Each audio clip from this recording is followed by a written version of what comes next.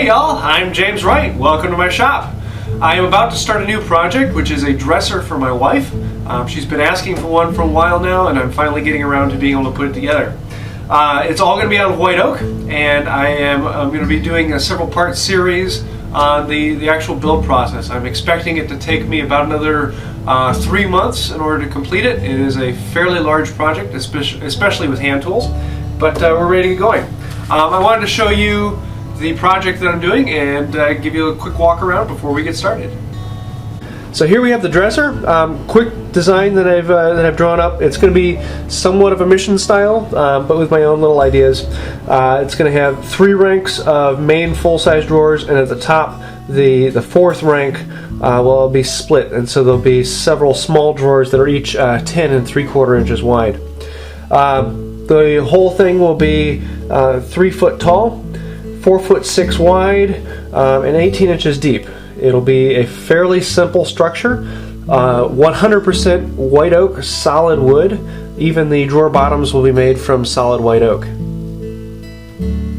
All joints are going to be mortise and tenon or dovetailed or bridle joints. Everything on it will be handmade and hand cut. There will be no hardware in this except for the drawer pulls. The drawers will be smooth slide on wood and a nice tight fit on that. The legs are actually fairly simple. I got these from a friend of mine. They are white oak, and they are actually a pallet stock. They use this for stacking up other things on it. They are beat up, they're weathered, but they're really, really beautiful once you plane them down and clean them off. I'm going to be actually shaping these out to make the legs, and I'm not 100% sure what the dimension of the legs are going to be. My measurements for the entire plan are very fluid and flexible, so that I can work with the stock I have as opposed to working specifically to a set of plans. I'm going to find the smallest leg in either dimension and plane everything down to that size and keep the maximum leg as large as possible, but still planing them all down to the same size so that I have 4 identical legs. I may end up actually making the front legs different from the back legs, just so that I can get a larger, more beefy stock on there. I really want these legs to be massively solid, whereas these ones are currently 3.5 by 2.5 inches. I'm probably going to end up with about 2 inches by 3 inches or so on the final stock. So come along with me, and we're going to clean up these legs in this episode, and I hope you like this. So all of the wood that I'm using in this project is wood that has been dried outside. It is very rough and has a weathered look on the outside. So I'm going to take all that off with the foreplane. Sometimes go across the grain and sometimes with the grain. Depends on what the board needs, but I'm basically taking it to the dimension I want and giving it a rough, smooth shape. I'll then pick up my 4.5. I love this plane, and it allows me to take out all the edges that are left with the foreplane. I need to do a little bit of smoothing, so I bring in my smoother then. But then I have the joiner to take a peel from one end to the other so that I get a nice, smooth, flat surface on the leg. Doing this to all 4 sides of all 4 legs, step by step by step. Then to make sure all my measurements are dead accurate and what I want them to be, I have 2 marking gauges set up, one of them for the thickness of the board and one of them for the width of the board. This allows me to then easily transfer the measurements from one to the other, so that whatever my final is on one leg, it will be on the other. Now you can see the stack of white oak I have behind me. That has all been air dried for 2 years outside, and it is beautiful, beautiful wood to work with. The darkness has kind of leached into the wood a little bit and has given it a great hue. I need to find all of my face boards, so the faces of the drawers as well as the top of the dresser are all going to be chosen here so I don't use them in the future. But the one board particularly that I need is one for the stretchers on in between the legs and the end. So once I've identified that, it's time to start with the rough layout. I make all my marks to have a large amount extra. I'm leaving about 1/4 inch longer in the length, as well as 1/4 inch longer in the width when I cut them out. In order to find out the final width, I actually had to plane down one side in order to measure off of it. And I didn't make it a fine plane. I just used my number 4 to give it a generally flat edge that I can measure off of, because I'm only using 18 inches at a piece. Now, I really need to make a saw bench, but because of the size of my shop, I really don't have any place to use it. But whenever I need to cut something long, I just find it easier to put it up on the bench and support it with the 2 leg vices and go to town. It really isn't that much of a problem. It's just I have to do it. So lay everything out and cut it from one end to the other. Cutting out one stretcher to kind of use it as a pattern and make sure everything is good on it. One of the things a lot of people ask me is why hand tools? And in all honesty, it's not for the end goal. It is for the process. And this may look like it is long and boring, but it is a joy to do.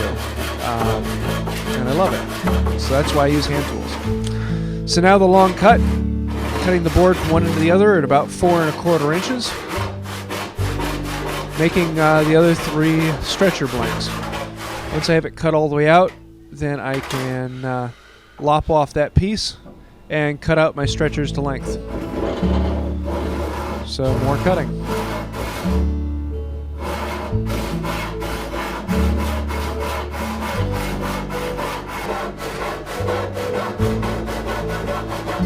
The joy of being done with a saw. So now back to the planes. Let's take this down to a final dimension, which means bring out the foreplane to traverse across the grain, making it generally flat, taking out the imperfections and knots. Using the 4 1/2 then to take out any of the marks and the scooping left from the foreplane, just to get it generally smooth. These are winding sticks. Use this to find if there's any twist in the board. That way you can make sure that your board is perfectly flat. And it's extremely important to do that now. Otherwise, if it has a slight twist in it, later on when you try and join it up, those are going to cause you a ton of pain. But if you can take out the twist now, it's going to save you forever. Then bring in the joiner. It's a little long for this board, but I still like using it. Take curls from one end to the other. Make sure that it's perfectly flat and smooth. Here's what I love, using the smoother to smooth down a face and make it just glass smooth. That touch is fantastic. Do this to all four, both of the main sides as well as the edges on all the boards. And I also have the marking gauges set up here for the thickness and width of all the boards to make sure that they're all the exact same when they're final and done.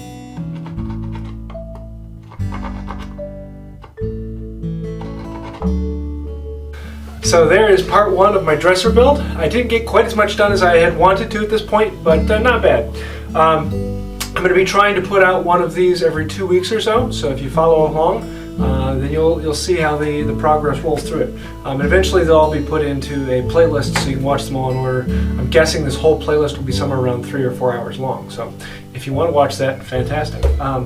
But some of the things I got done with this, I cut, shaped, planed, and smoothed the 4 stretchers for the end of the legs, as well as cut, planed, and smoothed all 4 of the legs. I did end up making the 2 legs, the back and front legs, a different dimension, both thickness and width. And I think that's going to add a little bit of a difference to the design. And one of the things that I do in my designs that most people find very weird is I measure very, very little. I may have had everything actually labeled out on here, and I have a cut list of board lengths and sizes. But as I go, that will change. And when I'm actually laying things out and making final exact markings, they are almost never with a tape measure or a marking instrument. They're almost always guided right up next to the exact item. And so that gives me a little bit of fluidity in the actual design of how it all goes together. So it's kind of fun. And I would really encourage you, don't just make things copy and paste. Really put yourself into it and allow the project to be a little fluid, allow it to be a little different, and allow yourself to be able to express yourself through that. So next up, I'm going to be shaping the stretchers. I have to cut a curve in all 4 of them. I have to put a tenon on all these, and then a mortise on all the legs. The front legs, the tenons will be through tenon. The rear legs, the tenons will be cut flush with the outside because it'll be up against the wall eventually. But that's about what we got for now. So I hope you like this. Let me know in the comments below what would you like me to see do next. And hopefully next time I put one of these videos up, we'll have 2 completed legs sitting here ready for you. See you next time. Have a good day.